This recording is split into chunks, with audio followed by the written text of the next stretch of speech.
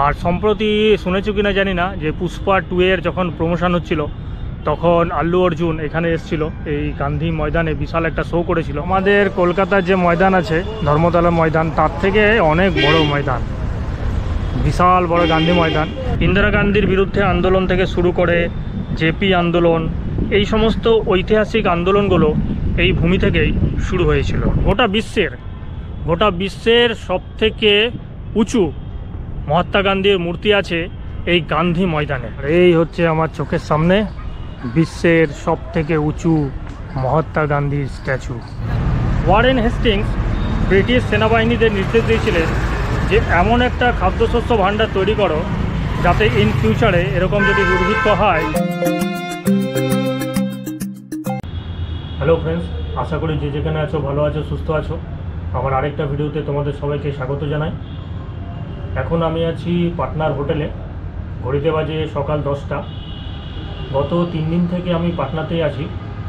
আর পাটনাতে থেকে আমি তোমাদেরকে ঘুরে দেখিয়েছিলাম বিহারের বক্সার জেলা, নালন্দা, তারপর মহাবীরের জন্মস্থান বৈশালী।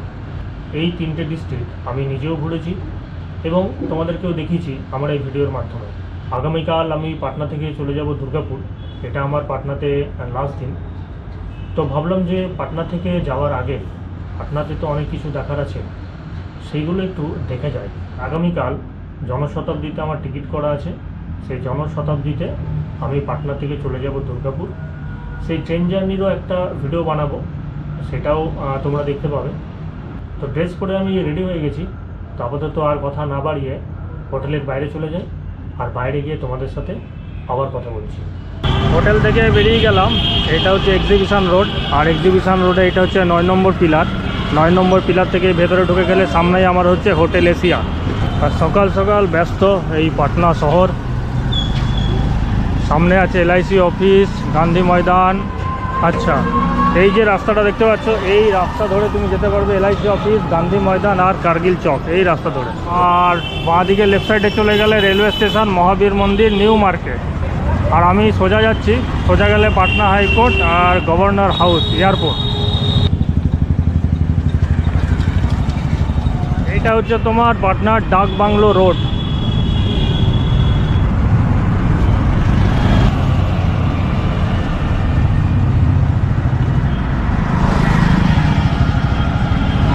এই চকটা থেকে বা এই রোটারি থেকে যদি তুমি বাঁদিকে চলে যাও তাহলে তুমি পাবে বুধ মার্গ, আর সোজা পাটনা এয়ারপোর্ট, আর সোজা গেলে বিহার মিউজিয়াম। আর এখানে আছে তোমার নেহেরু পথ, কোতওয়ালি থানা। এখন যাচ্ছি এই পাটনার সবথেকে বড় ময়দান। আমাদের কলকাতাতে যেমন ময়দান আছে ধর্মতলা ময়দান, আর এই পাটনাতেও একটা বিশাল বড় ময়দান আছে। সেই ময়দানটার নাম হচ্ছে গান্ধী ময়দান। আর গান্ধী ময়দানের পাশেই আছে গোলঘর। তো গান্ধী ময়দান, গোলঘর আর তার আশেপাশে যেই জায়গাগুলো দেখার আছে সেইগুলো এই ভিডিওর মাধ্যমে তোমাদেরকে একটু একটু দেখাবো। ওই জায়গাটা থেকে তোমার টোটো করে চলে আসলাম, 10 টাকা ভাড়া নিল, দিয়ে এই জায়গাটায় নেমে গেলাম। আর সামনেই এইটাই হচ্ছে বিশ্ববিখ্যাত প্রাচীনতম পাটনার সবথেকে বড় ময়দান, যার নাম হচ্ছে গান্ধী ময়দান। আর এইটা হচ্ছে গান্ধী ময়দানের 10 নম্বর গেট। এইটাই হচ্ছে গান্ধী ময়দান। আমার মনে হয় আমাদের কলকাতার যে ময়দান আছে ধর্মতলা ময়দান, তার থেকে অনেক বড় ময়দান, বিশাল বড় গান্ধী ময়দান। এই গান্ধী ময়দানের চারিদিকে বড় বড় অফিস কাছারি তুমি পাবে। আর রিজার্ভ ব্যাঙ্ক যেটা আছে, পাটনা রিজার্ভ ব্যাঙ্ক, সেটা গান্ধী ময়দানের পাশেই আছে। আর একটা জিনিস আছে, এই সামনে একটা বিশাল বড় টাওয়ার দেখতে পাচ্ছ, ওটাকে বলে বিস্কমান টাওয়ার। ওর 18 নম্বর ফ্লোরে মানে একটা রিভলভিং রেস্টুরেন্ট আছে, যেই রেস্টুরেন্টটা ঘোরে।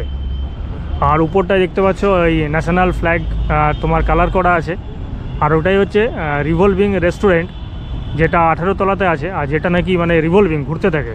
এই গান্ধী ময়দানের যত সব রাজনৈতিক সমাবেশ থেকে শুরু করে যত তোমার ফাংশান অনুষ্ঠান হয়, বড় বড় গায়ক সেলিব্রিটিরা আসে এখানে গানের শো করে, সব কিন্তু তোমার এই গান্ধী ময়দানেই হয়। আর সম্প্রতি শুনেছো কিনা জানি না যে পুষ্পা 2 এর যখন প্রমোশন হচ্ছিল তখন আল্লু অর্জুন এখানে এসেছিল, এই গান্ধী ময়দানে বিশাল একটা শো করেছিল। তখন আবার কতজন মারাও গেছিল। তো এই সেই ঐতিহাসিক গান্ধী ময়দান, যেখানে রাজনৈতিক সভা থেকে শুরু করে সমস্ত কিছু হয়। চারিদিকে মঞ্চ আছে দেখতে পাচ্ছি, ওইদিকে একটা মঞ্চ আছে, আর এখানে তোমার এই যে পোর্টস হয়েছিল তার ট্র্যাক করা আছে।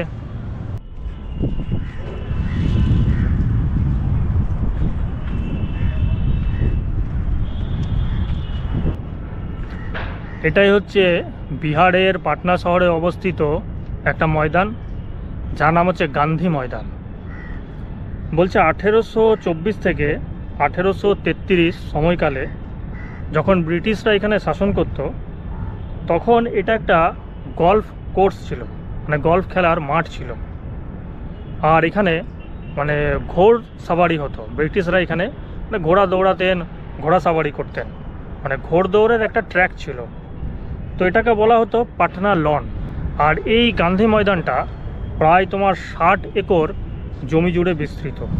আর ইতিহাস যদি বলি তোমাদেরকে এই মাঠটা সম্পর্কে, তো এখানে বলছে ভারতীয় স্বাধীনতা সংগ্রামের সময় পাটনা লনে, মানে এই ময়দানে বেশ কয়েকটি আন্দোলন শুরু হয়েছিল, যার মধ্যে সবচেয়ে গুরুত্বপূর্ণ ছিল চম্পারণ আন্দোলন এবং 1942 সালে ভারত ছাড়ো আন্দোলন।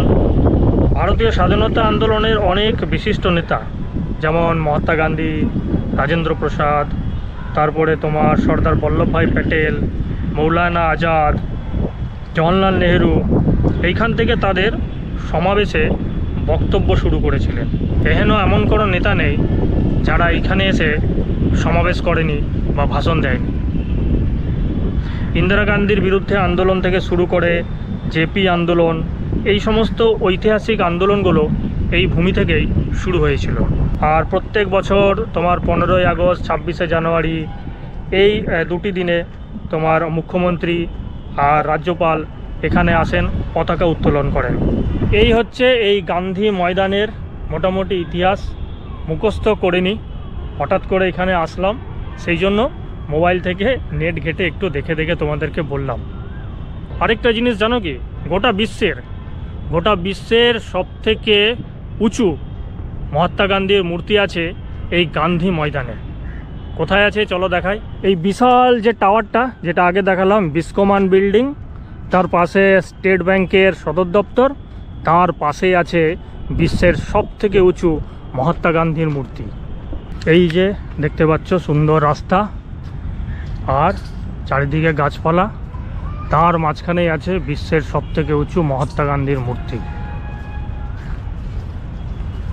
পরিবেশটা খুব সুন্দর, বড় বড় গাছপালা দেখতে পাচ্ছি চারিদিকে। আর এই হচ্ছে আমার চোখের সামনে বিশ্বের সবথেকে উঁচু মহাত্মা গান্ধীর স্ট্যাচু।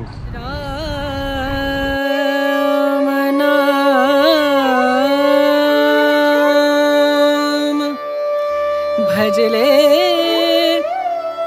राम नाम सुख धाम, भजले राम नाम सुख धाम, भजले राम नाम सुख धाम।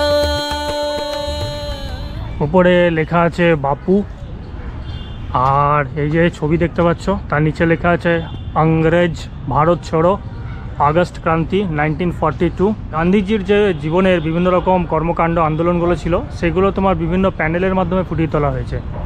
এখানে যেমন তোমার আছে নমক সত্যাগ্রহ, ডান্ডি মার্চ 1930 সাল। ভারতের স্বাধীনতা সংগ্রামে মহাত্মা গান্ধী ব্রিটিশ পোশাক পরিত্যাগ করে নিজের হাতে চরকা দিয়ে খাদি পোশাক তৈরি করে পরিধান করতেন, সেইটা এখানে এই প্যানেলে ফুটিয়ে তোলা হয়েছে। আর এই প্যানেলে তুমি দেখতে পাবে চম্পারণ সত্যাগ্রহ 1917 সাল। 1917 সালে গান্ধীজি বিহারের চম্পারণে গিয়ে ওখানকার যারা অধিবাসী ছিল তাদেরকে মানে সম্বোধিত করছেন, সেটা এই প্যানেলে এখানে দেখানো হয়েছে। গ্রামবাসীরা এখানে বসে আছেন আর মহাত্মা গান্ধী তোমার এখানে ভাষণ দিচ্ছেন। এটা হচ্ছে চম্পারণ সত্যাগ্রহ 1917 সাল। এই গান্ধী ময়দানের একদম ধারে ধারে পাঁচিলটা গা ঘেঁষে এরা থাকছে, দেখো কেমন করে। এভাবেও বাঁচা যায়, দেখো দুটো কাপড় টাঙিয়ে ইট দিয়ে এরকম ঘর বানিয়ে থাকছে। এই পাটনাতে গান্ধী ময়দানের পাশে একটা বাঙালি হোটেল আছে, যে হোটেলটার নাম হচ্ছে বিমলদার হোটেল। তো এখন আমি সেই বিমলদার হোটেলের কাছেই দাঁড়িয়ে আছি। তো ওখানে শুনেছি মানে মাটন খুব বিখ্যাত, তো গিয়ে দেখি মাটন ভাত এগুলো কি পাই। এই যে এইটা হচ্ছে বিমলদার হোটেল, আপকি সেবা মে সিন্স 1969 সে। চলে আসলাম তোমার বিমলদার হোটেলে খেতে, আর আমি অর্ডার দিলাম একটা ভেজ থালি, তার সাথে হচ্ছে মাটন। এই বিমলদার হোটেলে মাটন বিখ্যাত, যেটা আমি শুনেছি। আর এই হচ্ছে তোমার মাটন, দেখতে পাচ্ছি এখানে 3 পিস তোমার মাটন আছে।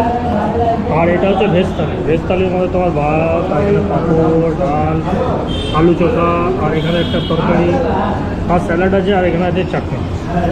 তো এই যে টোটাল থালিটা দেখতে পাচ্ছি উইথ মাটন, আমার নেবে 230 টাকা। ঠিকই আছে, খুব একটা খারাপ নয়।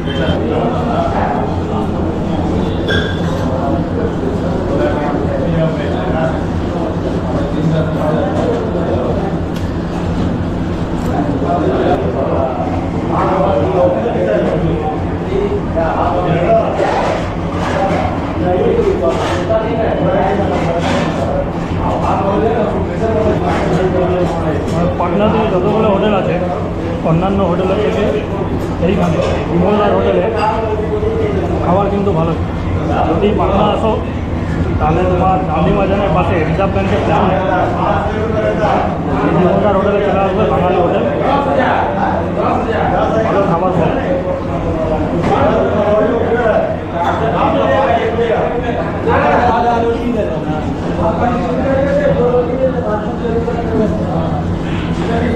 মাটন তোমার ভালোই করতে হয়েছে, আর টেস্টও ভালো আছে, খারাপ নেই।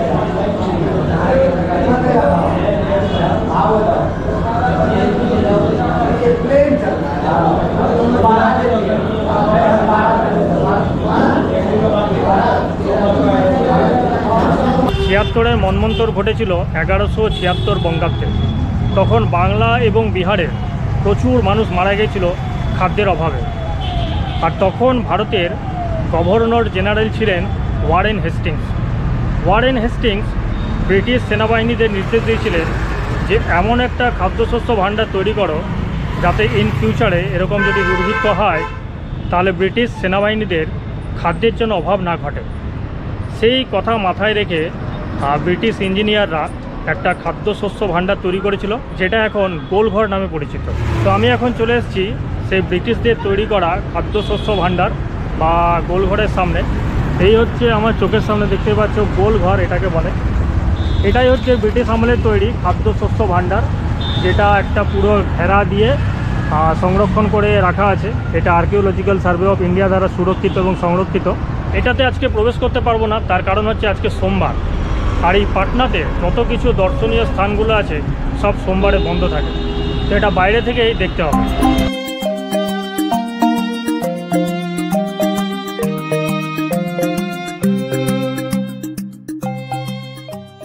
আর এটা হচ্ছে টিকিট কাউন্টার, আর টিকিটের মূল্য এখানে লাগে 10 টাকা করে, কিন্তু এখানে লেখা আছে দেখো সোমবার বন্ধ হ্যাঁ, সোমবার এটা বন্ধ। ইন ফিউচারে যদি কখনো পাটনা ভ্রমণ করতে আসো তাহলে অবশ্যই এই গান্ধী ময়দানটা দেখে যাবে।